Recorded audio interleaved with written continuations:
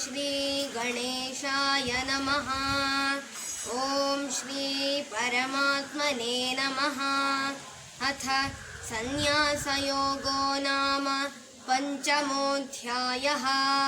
अर्जुन उवाच संन्यासं कर्मणां कृष्ण पुनर्योगं च शंससि यच्छ्रेय एतयोरेकं तन्मे ब्रूहि सुनिश्चितं। श्रीभगवानुवाच संन्यासः कर्मयोगश्च निःश्रेयसकरावुभौ तयोस्तु कर्मसन्न्यासात् कर्मयोगो विशिष्यते। ज्ञेयः स नित्यसन्न्यासी यो न द्वेष्टि न काङ्क्षति। निर्द्वन्द्वो हि महाबाहो सुखं बन्धात् प्रमुच्यते। साङ्ख्ययोगौ पृथक् बालाः प्रवदन्ति न पण्डिताः। एकमप्यास्थितः सम्यक् उभयोर्विन्दते फलम्। यत्साङ्ख्यै प्राप्यते स्थानं तद्योगैरपि गम्यते। एकं साङ्ख्यं च योगं च यः पश्यति स पश्यति। संन्यासस्तु महाबाहो दुःखमाप्नुमयो गतः। योगयुक्तो मुनिर्ब्रह्मा न चिरेणाधिगच्छति। योगयुक्तो विशुद्धात्मा विजितात्मा जितेन्द्रियः। सर्वभूतात्मभूतात्मा कुर्वन्नपि न लिप्यते। नैव किञ्चित् करोमीति युक्तो मन्येत तत्त्ववित्।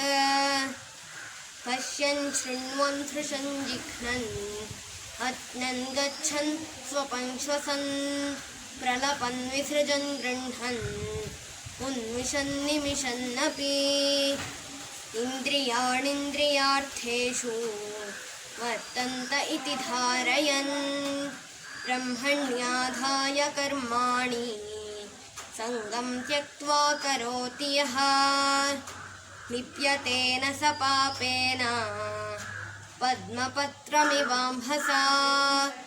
कायेन मनसा बुद्ध्या केवलैरिन्द्रियैरपि योगिनः कर्म कुर्वन्ति सङ्गं त्यक्त्वात्मशुद्धये। युक्तः कर्मफलं त्यक्त्वा शान्तिमाप्नोति नैष्ठिकीम्।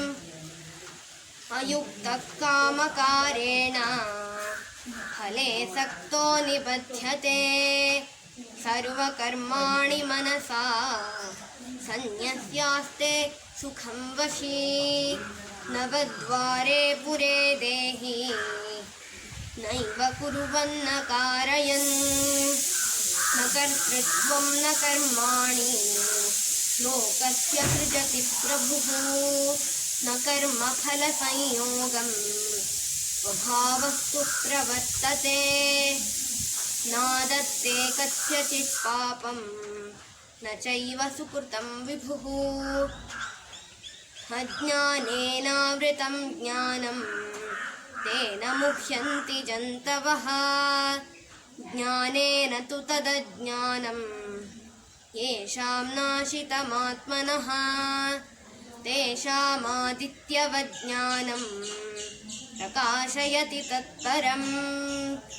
तद्बुद्धयस्तदात्मानः तन्निष्ठास्तत्परायणाः गच्छन्त्य पुनरावृत्तिम् ज्ञाननिर्धूतकल्मषाः।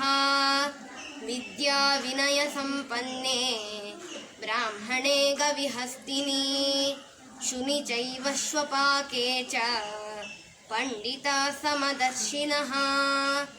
इहैव तेर्जितः सर्गो येषां साम्ये स्थितं मनः। निर्दोषं हि समं ब्रह्म तस्मात् ब्रह्मणि ते स्थिताः। न प्रहर्षेत् प्रियं प्राप्य नो द्विजेत् प्राप्य चाप्रियम्। स्थिरबुद्धिरसम्मूढो ब्रह्म ब्रह्मविद्ब्रह्मणि स्थितः बाह्यस्पर्शेषु सक्तात्मा विन्दत्यात्मनि यत्सुखम् स ब्रह्मयोगयुक्तात्मा सुखमुक्षय्यमश्नुते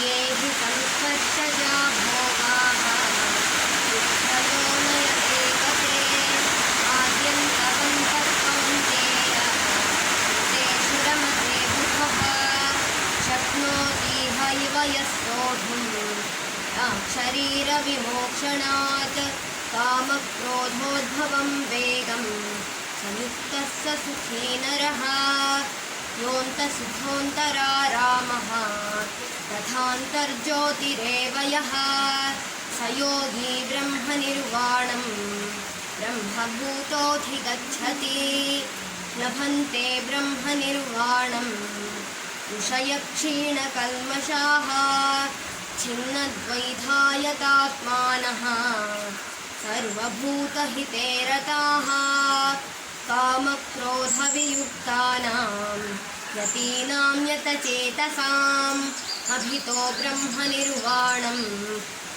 वर्तते विदितात्मनां स्पर्शान् कृत्वा बहिर्बाह्यान् चक्षुश्चैवान्तरे भुवोः प्राणापानौ समौ कृत्वा नासाभ्यन्तरचारिणौ यतेन्द्रियमनोबुद्धिः मुनिर्मोक्षपरायणः विगतेच्छाभयक्रोधो यः सदा मुक्त एव सः भोक्तारं यज्ञतपसां सर्वलोकमहेश्वरं सुहृदं सर्वभूतानां ज्ञात्वा मां शान्तिमृच्छति ॐ तत्सदिति श्रीमद्भगवद्गीतासु उपनिषत्सु ब्रह्मविद्यायां योगशास्त्रे